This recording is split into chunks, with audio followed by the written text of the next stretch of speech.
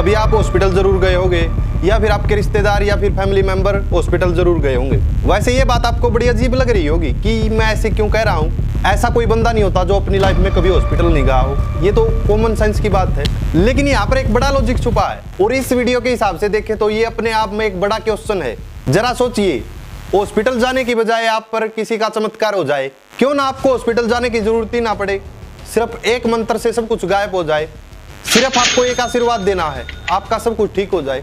क्या ये बात अपने आप में एक पचने वाली बात है? लेकिन क्या ये बात आपके पच सकती है? अगर ये बात आपके पच सकती है तो आप भी कभी हॉस्पिटल मत जाना आगे से, और आपके फैमिली मेंबर और रिश्तेदारों को किसी को हॉस्पिटल मत जाने देना। बाबाओं की शक्तियां हैं, वही है सब कुछ। हॉस्पिटल जाने की जरूरत ही नहीं है, वहां जाओ सब कुछ ठीक हो जाएगा। लीवर की प्रॉब्लम हो, किडनियों की प्रॉब्लम हो, यानी कि जहां पर डॉक्टर्स घंटों लगाते हैं ऑपरेशन में और फिर वो बीमारी ठीक होती है, और इसकी बजाय 1 सेकंड में आपकी बीमारी ठीक हो जाए, तो आप हॉस्पिटल जाओगे या फिर बाबा के पास जाओगे। लेकिन फिर भी बहुत सारे लोग अंधविश्वास में क्यों जी रहे हैं, इसकी क्या वजह है? एक भी जानकारी ऐसी एक्सक्लूसिव नहीं है जो धीरेंद्र कृष्ण शास्त्री की टीम को मैंने या मेरी टीम ने एक दिन पहले नहीं बताई थी। ये वो पर्चा है जो आप स्क्रीन पर देख सकते हैं। पर्चे में एक पेन का रंग दूसरे पेन के रंग से अलग है। ये लाइन उसने मेरे सामने लिखी, जिसमें मुझसे कहा गया कि मैं आपको एक सलाह देना चाहता हूँ। सलाह में क्या लिखा कि आप एक अच्छे आदमी हो, न्यूज़ बढ़ाने के लिए यहाँ आए हो। एक और पाखंड, ये लाइन में मोजो स्टोरी, जिसका नाम भी वो सही से नहीं लिख पाया, मोजोस्कोप ही लिखा, क्योंकि उनको पता नहीं था। जब मैंने कहा कि जिस व्यक्ति को मैं लेके आऊँगा उसका पर्चा बनाइए, तो इस चैलेंज से बड़ी समझदारी से, बड़ी चालाकी से धीरेंद्र कृष्ण शास्त्री ने मुँह मोड़ लिया। आज की ये वीडियो होने वाली धीरेंद्र शास्त्री के ऊपर। ये कहते हैं कि इनके ऊपर चमत्कार है, यानी कि ये जो कुछ करते हैं वो चमत्कार से करते हैं, किसी माइंड ट्रिक से नहीं। एक्चुअली में ये सब कुछ ट्रिक्स ही हैं, यहाँ पर कोई चमत्कार नहीं है। हम मैजिशियंस लेकर आए, जो चीज आप कर रहे थे उन्होंने दावा किया कि वो भी कर सकते हैं। हमारे जैसा किया। हाँ, वो ये बता बिफोर टाइम पर्चा लिखा, वो पर्चा बिफोर टाइम पर्चा लिखा, वो स्लेट पे लिख दिया। बिफोर टाइम लिखा। हाँ, बिफोर टाइम लिख दिया कि किसके मन में क्या है या कौन कुछ हाँ, क्या हाँ, कहेगा, क्या बोलेगा, उसकी समस्या का समाधान ऐसे हो जाएगा। सब उन्होंने करके दिखाया। जो सुहानी शाह ने बात बताई थी वो सही थी कि ये ट्रिक्स है, ये कोई चमत्कार नहीं है। 100% ये बात गलत है जब कोई आके बोलता है कि मैं पे कोई कृपा है जिसके द्वारा मैं आपका मन पढ़ पा रहा हूं। ये जो लाइन है, ये जो स्टेटमेंट है, ये स्टेटमेंट गलत है, रॉन्ग है। माइंड पढ़ना एक कला है, माइंड पढ़ना, ओके ठीक है, एक और है। आपने फोन दिया। यहाँ तक कि इस वीडियो में मैं कई बार प्रूव कर दूंगा कि ये चीज सच में एक ट्रिक है, कोई चमत्कार नहीं है। तो धीरेंद्र शास्त्री का एक दरबार लगा था नागपुर में। श्याम मानो ने इनको वार्निंग दे दी थी कि हमारी टीम आएगी और आपसे क्वेश्चन करेगी, और आपसे तो क्वेश्चन करेगी, हमारे बारे में भी बता देना। लेकिन वहां पर उनके आने से पहले ही धीरेंद्र शास्त्री निकल पड़े और फिर वो अपने दिव्य दरबार में लोगों को कहते हैं कि तुम्हें भूत लगा है, तुम्हें टोटका किया है, जादू टोना किया है, अमुक व्यक्ति ने किया है। ये महाराष्ट्र के जादू टोना विरोधी कानून के तहत अपराध है, और इसलिए उनके खिलाफ हमने एक तरफ पुलिस कंप्लेंट की और उनके दिव्य शक्ति के चमत्कारों को, दावों को आह्वान दिया। वो आह्वान पूरी तरह से फ्रॉड एंड प्रूफ कंडीशंस के अंदर उनको सिद्ध करना है, इसलिए उनको बार बार कहा। फॉर योर काइंड इन्फॉर्मेशन बता दूं कि श्याम मानो जो कि कई सालों से अंधविश्वास का पर्दाफाश करते आ रहे हैं, उनकी एक पूरी ट्रस्ट भी है, उनकी एक पूरी टीम भी है, और कई ढोंगी बाबाओं का उन्होंने पर्दाफाश किया। तो कहीं ना कहीं या तो धीरेंद्र शास्त्री को इस बात का डर था कि श्याम मानो जो है पहले भी बहुत बार ऐसा काम कर चुके हैं, अब की बार अगर ऐसा हुआ, अगर वो एक्शन ले लेते हैं तो धीरेंद्र शास्त्री का भी पर्दाफाश हो जाएगा। उसमें शेड्यूल का दूसरा हिस्सा है कि अगर कोई चमत्कार का प्रयोग प्रदर्शित कर कर लोगों को ठगता है तो वो कानूनन अपराध है। तो ये तो वैसे एक चीज नोटिस की आपने, अब सारे लोग धीरेंद्र शास्त्री को ब्लेम कर रहे होंगे, लेकिन यहाँ पर कहीं ना कहीं उतनी जिम्मेदार पब्लिक भी है जो उनके पास जाती है। जो समझदार लोग हैं वो तो उनके पास नहीं जाएंगे, या तो किसी की मजबूरी होगी, या फिर किसी का ब्रेन वॉश हुआ होगा, या फिर किसी की बहुत ही गहरी आस्था होती है। जैसा कि आपको पता है कि धीरेंद्र शास्त्री पर्चा बनाते हैं और भीड़ में से किसी भी अननोन पर्सन को बुलाते हैं, लेकिन हमारी टीम ने 4-5 दिनों तक इस पर डिटेल से रिसर्च की, सारी डिटेल्स ली, तब पता चला ये कोई चमत्कार नहीं, ये माइंड ट्रिक है। और ये सब कुछ कैसे होता है आगे आपको इस वीडियो में पता चलेगा। जो धीरेंद्र शास्त्री पर्चा खोलते हैं, कुछ कॉमन चीजें होती हैं जो सबके साथ होती है, कि दुख से गुजर रहे हो, जोर जोर से बोल के लोगों को स्कीमें बता दे, घर में नुकसान हो रहा है, काम अच्छे से नहीं चल रहा है, एक परफेक्ट एग्जांपल देता हूं आपको। इनके पास कोई आर्मी से आया था, अब उनका पर्चा बनाया धीरेन्द्र शास्त्री ने, और उस पर्चे में एक चीज लिख रखी थी कि काम में बाधा।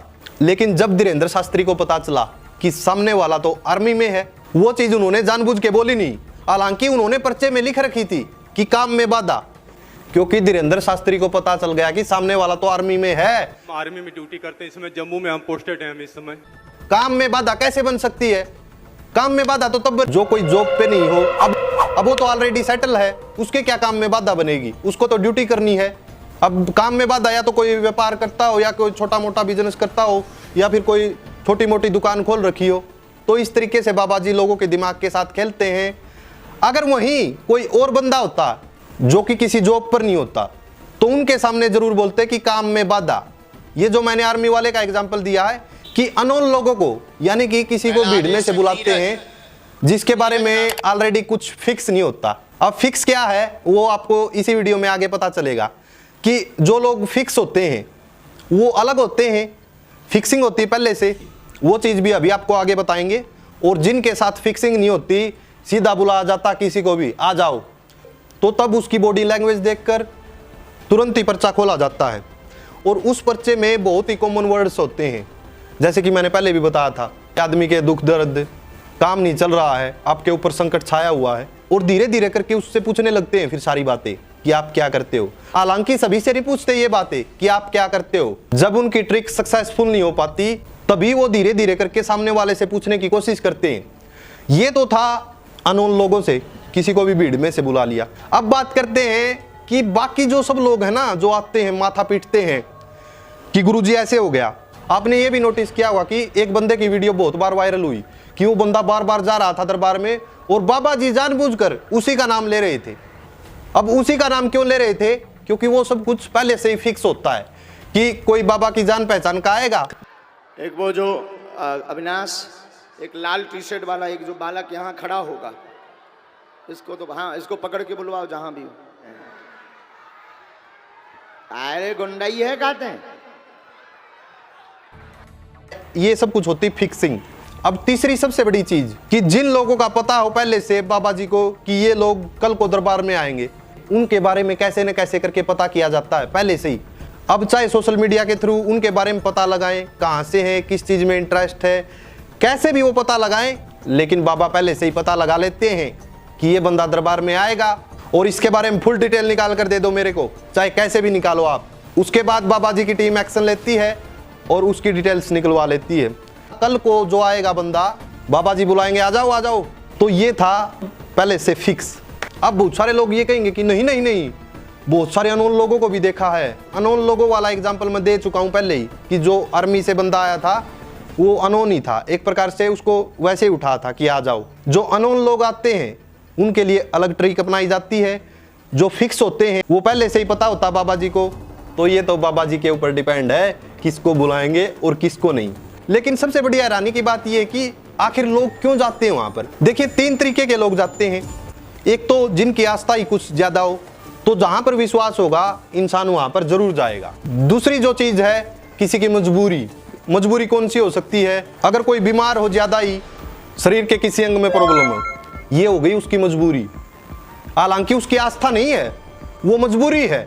वो बीमार है या फिर शरीर का कोई अंग काम नहीं कर रहा, लकवा मारा हुआ है, वो उसकी मजबूरी है, इसको आस्था नहीं बोलेंगे। वो अपनी बीमारी ठीक करवाने के लिए आया है। एक चीज यहाँ पर कन्फर्म नहीं है, ये कन्फर्म नहीं है कि वो यहाँ से ठीक होकर जाएगा या नहीं होकर जाएगा। वो सोचता जरूर है कि ठीक होकर जाएगा, इसी विश्वास से वो वहां पर आता है। तीसरे कौन से लोग जाते हैं? लोगों की देखा देखी में। अब मैंने मेरे किसी फ्रेंड से सुना कि एक ऐसा चमत्कारी बाबा आया हुआ है जो सब कुछ सारे रोग दूर कर देता है, तो कहीं ना कहीं एक क्वेश्चन उठेगा कि यार ऐसा क्या हो सकता है। एक बार तो सही जाकर देखें, चाहे दूसरी बार नहीं, चलो जाकर देखते हैं। तो इस चक्कर में ज्यादातर लोग तो सुनी सुनाई बातों में आते हैं या किसी फ्रेंड के थ्रू, रिश्तेदार के थ्रू ऐसे जाते हैं। वो तो इसके भगत जानते हैं और ये जानता है कि ठीक है उनको शांति मिलती है। लेकिन प्रॉब्लम तब आती है जब कोई मजबूरी में इनके पास जाता है। मजबूरी क्या होती है? कोई बीमारी होती है या फिर किसी उम्मीद से आता है, हॉस्पिटल जाने की बजाय बाबा जी के पास जाता है। वो मजबूरी होती है इंसान की। जाना चाहिए था हॉस्पिटल लेकिन जाता बाबा जी के पास। बहुत सारी न्यूज आपने पहले भी देखी होंगी कि वहां किसी लड़के की डेथ होगी दरबार में। तो अब ये बताओ, तो गलत चीज यहां पर ये है, जो बंदा उस बाबा के सहारे रह गया, जाना चाहिए था हॉस्पिटल उस बीमारी में, उसके सहारे रहकर उसने दम तोड़ लिया, वो हॉस्पिटल चला जाता तो जिंदा नहीं होता वो। क्या सभी डॉक्टर्स पागल हैं? आज साइंस इतनी आगे बढ़ चुकी है कि कैंसर जैसी बीमारी का भी इलाज ढूंढ दिया है, लेकिन कुछ लोगों का दिमाग घुटनों में। सभी का दिमाग हम घुटनों में नहीं बोलेंगे, क्योंकि कुछ लोगों का ब्रेन वॉश हुआ होता है। कुछ लोग ऐसे होते हैं जो जानबूझकर ऐसा मतलब पाखंड में पड़ना चाहते हैं, उनको मजा ही ऐसे आता है। कुछ लोग ऐसे होते हैं जिनकी आस्था होती है कि ठीक है जो भी हो, मेरे को कोई फर्क नहीं पड़ता, मुझे बाबा के दरबार में मत्था टेकना तो टेकूंगा। विनोद सबसे बड़ा क्वेश्चन यहाँ पर एक और उठता है, जो लोग बेवकूफ बन रहे वो तो बेवकूफ बन रहे, लेकिन ये जो बाबा कर रहा है ये सब कुछ ठीक है सिर्फ और सिर्फ पैसे के कारण। अब कुछ लोग कहेंगे कि पैसे के कारण मत बोलो गुरुजी को, ऐसा मत बोलो गुरुजी को, तो ये वीडियो देखिए। ना हम कभी भी माया छोड़ने के प्रवचन नहीं बोलते, कभी नहीं। आज तक हमने कभी भी किसी को भी माया छोड़ने के प्रवचन नहीं बोले। हमने एक बार बहुत पहले वॉरेन बफे को पढ़ा था। वॉरेन बफे कहता है कि पैसा सब कुछ नहीं है, ऐसा कहने के लिए भी बहुत पैसा चाहिए। हाँ, इसलिए क्षमा करना, हम बहुत सिद्धांतिक बात बोलते हैं, इसलिए नहीं हम बोल सकते कि तुम माया छोड़ दो। क्यों छोड़ दो? हम खुद माया लेकर के प्रवचन ठोक रहे हैं, और तुमको हम कहें कि माया छोड़ दो, क्या मूर्खता वाली बात। नो, ये बाबा तो खुद ही कह रहे कि धंधा है, ये बाबा तो खुद ही कह रहे कि हम तो मोह माया में पढ़ना चाहते हैं। जो ये वीडियो क्लिप अभी दिखाई थी मैंने, अगर ये क्लिप नहीं दिखाता तो कुछ लोग मेरे ऊपर ही उंगली उठाते कि बाबा जी को ऐसे क्यों बोल रहा है। बाबा जी को किसी प्रकार का कोई लालच है ही नहीं, मोह माया से दूर है, निस्वार्थ भाव से सेवा कर रहे हैं पब्लिक की, और ऐसी स्टूपिड हरकत करते हैं। यानी कि एक प्रकार से हिंदू धर्म को बदनाम किया जा रहा है। अब बहुत सारे लोग मेरे ऊपर उंगली उठाएंगे कि क्या बदनाम किया जा रहा है। अरे बदनामी है ये, कब भगवान ने बोला कि ऐसे करो? किस ग्रंथ में लिखा कि ऐसी हरकत करने से ये बीमारी ठीक हो जाएगी, ये सब कुछ ठीक हो जाएगा? और किस ग्रंथ में लिखा कि बाबा का काम बिजनेस का होता है? लेकिन धर्म के नाम पर लोगों को बेवकूफ बनाया जा रहा है, धर्म को धंधा बना लिया है। और फिर कहते दूसरे धर्म वाले रिस्पेक्ट नहीं करते, दूसरे धर्म वाले ये नहीं करते। अरे वो ये हरकतें देख रहे हैं ना, इसलिए नहीं करते। मेरे को भी बोल सकते हैं कि लोग दूसरे धर्म के लिए वीडियो तो नहीं बनाता, उस चीज पे तो वीडियो नहीं बनाता। अरे पहले खुद के तो घर में जाको, दूसरों पे तो तब उंगली उठाना। इनके दरबार में आपने कभी एक चीज नोटिस की? फिर देखो एक्टिंग किस लेवल की होती है। यानी कि जब तक वो बंदा भीड़ में था बिल्कुल शांत खड़ा होकर देख रहा था बाबा जी की तरफ, जब वो बंदा स्टेज पर आया बैठा पहले तो, लेकिन भूत अभी तक नहीं आया था। पहले बाबा जी बोलेंगे कि उठाओ पटको, फिर उसमें भूत आएगा। ऐसे नहीं, पहले बाबा जी को एक्शन लेना पड़ता है।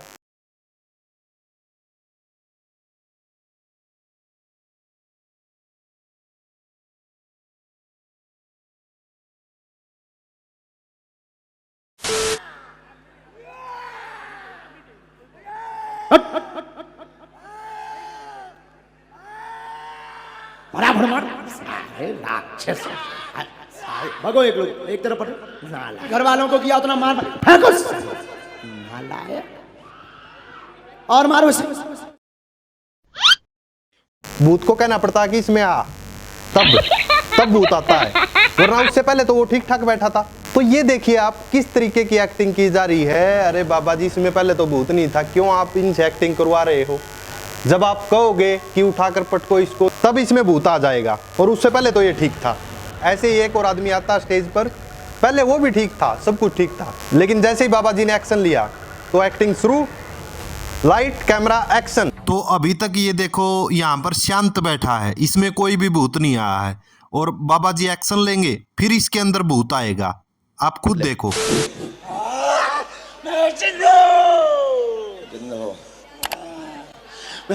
और खास बात यह है, इस भूत को यह भी पता है कि माइक उठाकर बात करनी है, बिना माइक के तो लोगों के पास आवाज नहीं पहुंचेगी। कमाल का भूत है यार टेक्नोलॉजी के साथ। और अभी नहीं, अभी तो एक्टिंग देखते जाओ, अभी तो स्टेज से नीचे भी जाएगा, उसके बाद इसको अपने पजामे की भी चिंता रहेगी कि कहीं पजामा निकल ना जाए। अब पजामा निकल ना जाए, भूत को बड़ी चिंता है कि बेइज्जती हो जाएगी ऐसे तो। और उसके बाद क्या होता है कि वो गलती से धीरे धीरे स्टेज से नीचे की तरफ चला जाता है, तो उसका पजामा निकलने लगता है। यानी कि वैसे तो उसमें भूत आया हुआ, इतनी चिंता होगी कि पजामा संभाल कर रखना है। लोगों की इतनी फिक्र, भूत को अपने क्लाइंट की बहुत ज्यादा चिंता थी। मतलब कि सनातन धर्म का क्या मजाक बना रखा। एक दिन फिर एक औरत आई दरबार में, डाल दी। मेरे माँ बाप बहुत पैसा लेकर मेरी शादी की है, लेकिन कोई सुख नहीं। नजदीक आओ आप था, आप दोनों ने भी लव विवाह किया था, इसलिए जो ब्याह टिको नहीं है। हाँ या ना? घर वालों के बिना सहमति के आप लोगों ने कोर्ट मैरिज जो है, पर्चे में कुछ गलत हो गया होगा तभी बोल रहे थे ना। वो बेचारी मना कर रही कि हमने लव मैरिज नहीं की, फिर भी जानबूझकर उसके ऊपर थोप रहे कि लव मैरिज की थी। बार बार मना कर रही थी। उसने मुश्किल से वहां से पीछा छुटवाया और बाहर आकर बाबा जी की सारी पोल खोल दी। मेरा पति माफिया, मेरा पति गुंडा, मेरे पति के बारे में कुछ नहीं बोला, मेरे बारे में झूठ में बोला।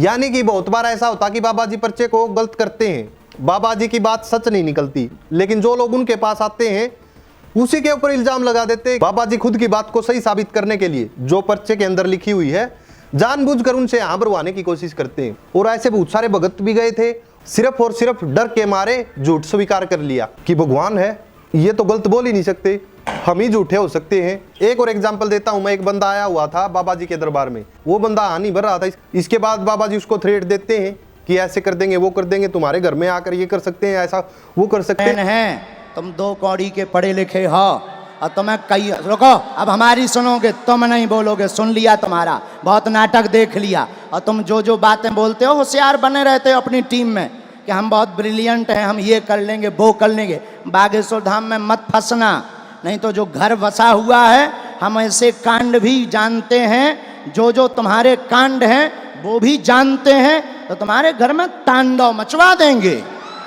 इसके बाद बेचारे ने हार मान ली। मतलब कि जो हानि भरता उसको दरबार में दबाया जाता है। लेकिन बाबा जी की सबसे बड़ी बात झूठी तब साबित हुई जब बाबा जी के दरबार में एक ऐसा बंदा आया जिसको हिंदी आती नहीं थी। बाबा जी को पता चल चुका था कि इसको हिंदी नहीं आती। फिर बाबा जी उसको इशारा करते हैं ऐसे अंगूठे से और उंगली से, चलो सेनापति फिर से माल लगाओ।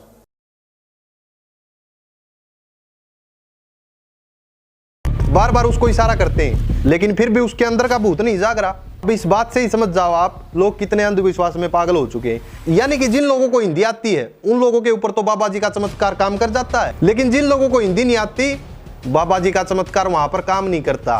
सच बात तो ये है दोस्तों, बहुत सारे लोग बाबा जी को भगवान समझते हैं, इसलिए डर के मारे बाबा जी जो कुछ भी कहते हैं कि पटापट पटापट, वो तुरंत उसके साथ साथ एक्शन लेते हैं और पब्लिक बेवकूफ बनती है। ऐसे ही एक और बंदा बाबा जी के दरबार में आया था जिससे बाबा जी का कनेक्शन कट गया था। पता नहीं तब चमत्कार कहां पर गया था, उसने कोई एक्शन नहीं लिया। बाबा जी के आओ भाव ही बदल गए कि एक्शन क्यों नहीं ले रहा बंदा। अगर इनके खिलाफ कोई आवाज उठाता है तब कहेंगे कि ये तो हिंदू धर्म का साथ नहीं दे रहा।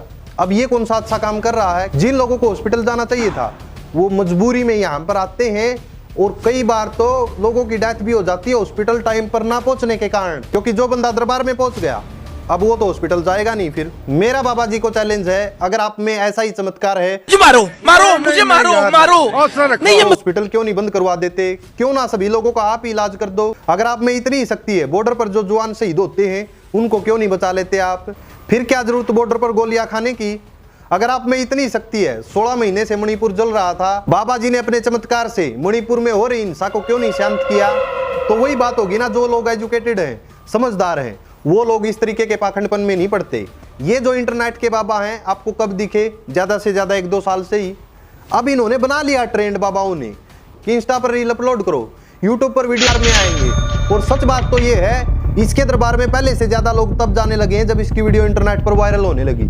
यूट्यूब पर, इंस्टाग्राम पर इसकी रील्स को देख देख कर लोग जाने लगे, फिर वहीं से ये बाबा वायरल होते गए। मेरा आपसे ये क्वेश्चन है कि आप इस बाबा को कितने टाइम से जानते हैं। ज्यादा से ज्यादा 2 साल से जानते होंगे, 3 साल से जानते होंगे। यानी कि जब से इसकी वीडियो इंटरनेट पर आना शुरू हुई है तब से ही आप इसको जानते हैं, पहले तो आप नहीं जानते थे। दूसरी चीज मैं आप लोगों से पूछना चाहता हूं, अगर बाबा जी के चमत्कार में दम था तो श्याम मानो का चैलेंज क्यों नहीं एक्सेप्ट किया, क्यों 2 दिन पहले ही भाग कर आ गए। क्योंकि एक तो बाबा जी को 30 लाख रुपए मिल रहे थे, क्योंकि बाबा जी को पैसे से प्यार है ना, तो 30 लाख रुपए वो दे रहे थे कि श्याम मानो अगर हार जाता है तो 30 लाख रुपए बाबा जी को मिलेंगे। सही दे रहे थे बाबा जी को, लेकिन फिर भी बाबा जी नहीं माने, चैलेंज को एक्सेप्ट नहीं किया। क्योंकि बाबा जी को पता है एजुकेटेड लोगों के सामने ये फेक एक्टिंग नहीं चलने वाली। देश के डेवलपमेंट के बारे में क्यों नहीं बात करते? बाबा जी साइंस के बारे में क्यों नहीं बात करते? क्या भूत प्रेत लगा रखा है? क्यों ना बाबा जी अगले 10 दिनों में क्या होने वाला ये भविष्यवाणी क्यों नहीं कर देते? बाबा जी कोरोना के टाइम पर कहाँ थे? पूरी दुनिया को बचा लेते। क्या जरूरत थी वैक्सीन लगवाने की? वेल, आपका क्या मानना है कि बाबा जी में सच में शक्ति है या फिर ये पाखंडवाद है? अब बहुत सारे लोग ये भी कहेंगे कि उस धर्म में ये होता है, उसमें ऐसे किया जाता है। अरे भाई, पहले खुद के धर्म के बारे में तो सोच। लाखों पाखंडी बैठे हैं, पहले उनका इलाज कर, फिर दूसरे धर्म के बारे में सोचना। ये मैं इसलिए कह रहा हूं क्योंकि हम सही होंगे तभी दूसरों के बारे में बोल सकेंगे, वरना दूसरा कहेगा अरे पहले खुद के धर्म में तो झांक कर देख। और इस वीडियो को ज्यादा से ज्यादा शेयर कीजिए, कमेंट सेक्शन में अपनी राय जरूर दें। Thank you so much friends.